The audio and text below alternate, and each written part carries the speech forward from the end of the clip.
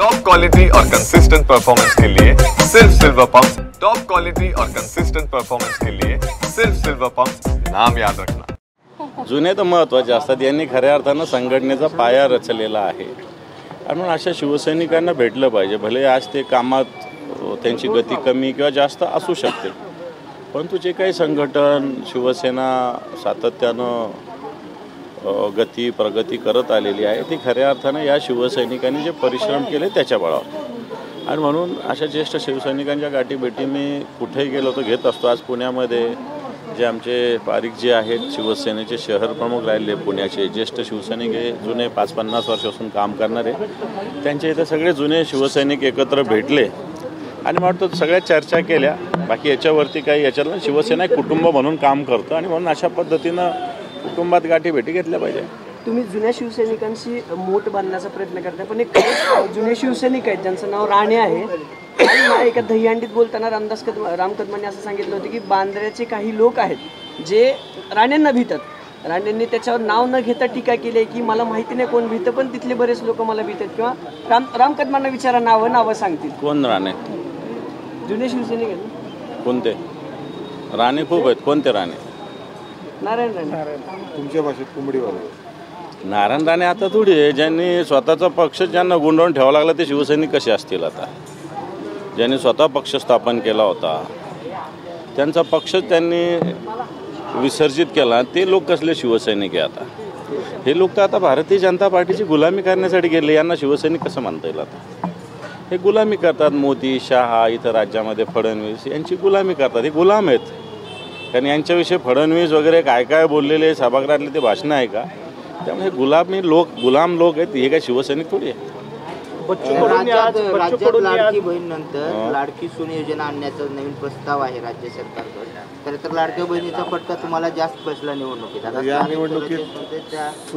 सुनेचा बसण्याची शक्यता आहे, कसं बघताय? मला असं वाटतं लाडक्या बहिणी किती कमी झाल्या हे जरा बघितलं का? निवडणुकीपुरती लाडकी बहीण आणि या राज्यातल्या बहिणीवर अन्याय अत्याचार करणं ही लाडकी बहीण यांना लखला। परंतु किती लाडक्या बहिणी इलेक्शन झाल्या 9 लाख कमी झाल्या, आता 26 लाख कमी करायच्या आहे। आणि मंत्री राजरोसपणे म्हणतात की लाडकी बहीण योजनेमुळे राज्याचा विकास खुंटलेला आहे आणि मग ही तरी लाडकी बहीण आपण म्हणतो। मला असं वाटतं इलेक्शनच्या संदर्भात हे फंडे आहेत, एका वेळेस लोक भुलत असतात, नेहमी अशा योजनेला लोक भुलत नसतात असं मला तरी वाटतं। बच्चू कडू आज म्हणलेले आहेत की त्यांना जे 10,000 मतं मिळणार होते ते गायब करण्याचा त्यांना ऑफर होती, असं त्यांनी गौप्यस्फोट केलेला आहे। हे बघा, आज देशामध्ये या विषयावर चर्चा होते की मतचोरीचा प्रकार हा गावोगाव झालेला आहे। आता हरियाणातल्या एका सरपंचाचं उदाहरण तर सगळ्या भारतासमोर आलेलं आहे की याला पडलेले मत दुसऱ्याला, म्हणजे मतचोरी कोणी केली होती? निवडणूक यंत्रणेतील अधिकाऱ्यांनी। आणि म्हणून बच्चू कडू जे म्हणतात तेही सत्य आहे। आज गावगाव अशा पद्धतीनं कार्यकर्ते मतचोरीचे प्रकार समोर आणतात आणि माझ्या माहितीप्रमाणे आज राहुल गांधी मतचोरीच्या संदर्भात 16 दिवसाची यात्रा बिहारमध्ये करतायत आणि हा विषय एक अतिशय प्रभावीपणे जनतेसमोर आला आहे। लोकशाही धोक्यात आणण्याचा हा प्रकार आहे। तेव्हा बच्चू कडूंसारख्यांना पाडण्यासाठी भारतीय जनता पार्टीनं अशा योजना, लोकसभेनंतर विधानसभेचे मतदान झालं जे 5-5 वर्षात वाढलं नाही, एवढं मतदान एवढं 3 महिन्यात वाढलं होतं आणि त्याच्यामुळं हे तर स्पष्ट झालेलं आहे की निवडणूक आयोग भारतीय जनता पार्टीचा बटीक बनलेला आहे। मनोज जरांगे पुन्हा एकदा 29 मोर्चा काढणार आहे मुंबईत, काय वाटतं? अजून मला मोर्चाचं फक्त वर्तमानपत्रातून ऐकलेलं आहे, परंतु विषय जो आहे माझ्या माहितीप्रमाणे सुप्रीम कोर्टामध्ये आहे। त्यांनी मोर्चा काढावा, परंतु त्यांनीच गुलाल उधळला होता। एकनाथ शिंदे वाशीच्या नाक्यावर आले होते, गावोगाव आनंद उत्सव साजरा झाला होता, त्याचं काय झालं हा प्रश्न सगळ्यात आधी एकनाथ शिंदे असो देवेंद्रजींना विचारला पाहिजे। मुंबईमध्ये बेस्टसाठी आता प्रवीण दरेकर आणि प्रसाद लाड जे आहेत ते तुमच्या शिवसेनेविरुद्ध लढण्यासाठी भाजपाने उभे केलेले आहेत आणि ते म्हणतात की तुम्ही मराठी माणसाचा पुळका घेता, उद्धव ठाकरेचा खरा चेहरा जनतेसमोर आणण्यासाठी आम्ही लढतो। खरा म्हणजे कसा असतो? मराठी म्हणजे इतक्या दिवसानं उद्धव साहेब, अजून तुम्हाला खरा चेहरा कळाला नाही का उद्धव साहेबांचा?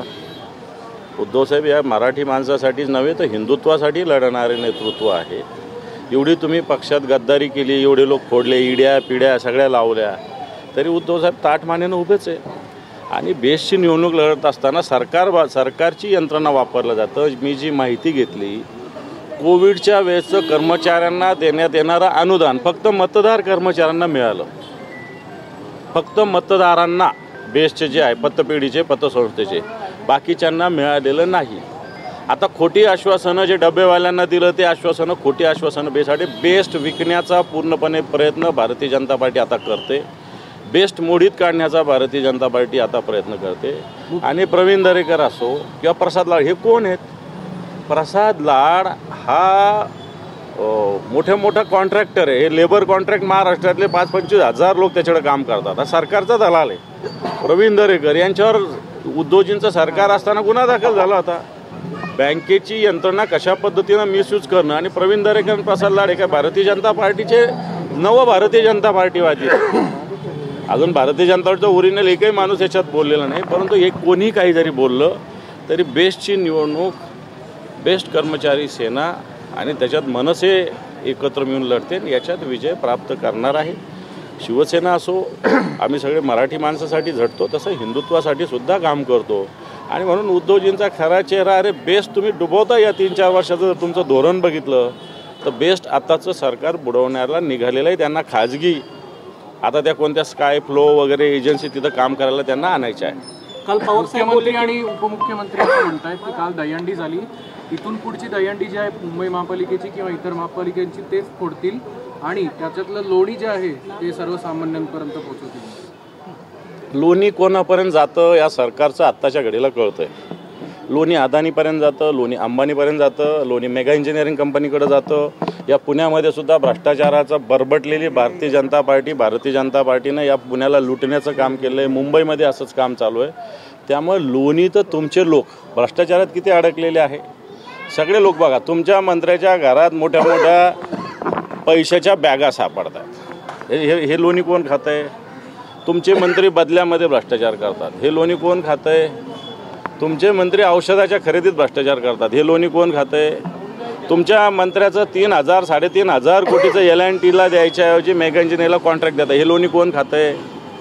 आज मुंबईमध्ये रस्ते 2022 पासून रस्त्याचं काम सुरू केलं, परंतु कोणते रस्ते पूर्ण झाले नाही. या रस्त्यातलं लोणी कोण खात आहे? आणि म्हणून या सगळ्या बोलण्याच्या गोष्टी आहे, याला जनता बोलत नाही. पालकमंत्र्यावरून मुंबईमध्ये मराठी माणूस दिसत नाहीये. 200 गिरण्या होत्या पण आता मराठी माणूस दिसत नाही. तिथं आता बिल्डिंग दिसतं. कोण म्हटलं सर? जे आहे त्या गिरण्या बंद झाल्या संपानंतर. आणि आता त्या गिरण्याचं काय स्थिती आहे? आज ही गिरणी कामगारांची मुलं छोट्या छोट्या घरासाठी भांडतायत, संघर्ष करतायत. त्यांना मुंबईच्या बाहेर हाकलण्याचा या सरकारचा प्रयत्न चालू आहे. शरद पवार साहेब म्हणले ते सत्य आहे. पालकमंत्री पदावरून मोठा वाद या ठिकाणी दिसतोय.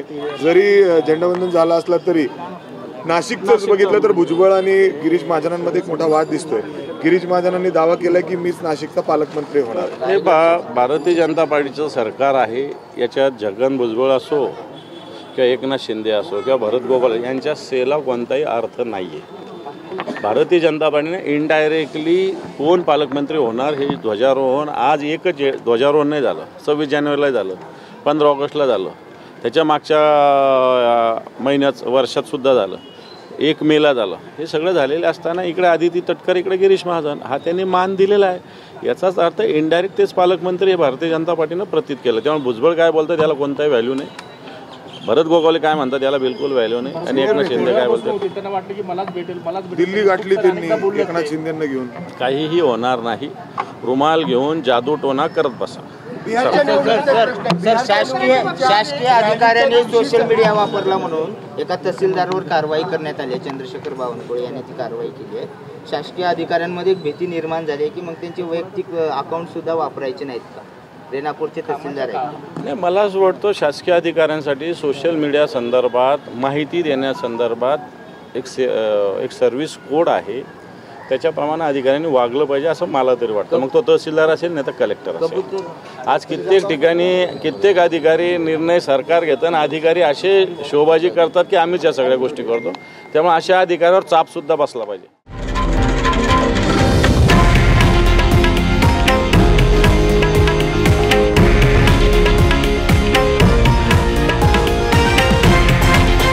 हे आहे देशातील नंबर 1 न्यूज नेटवर्क आणि आपण पाहत आहात TV9 मराठी, एकमेव.